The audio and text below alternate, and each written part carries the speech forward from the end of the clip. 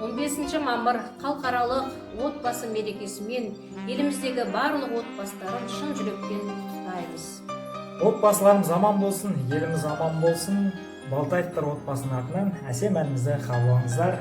Анамыз екеуміз бірге шырқаймыз. Ақ батиганы бірге қосылып отырайық.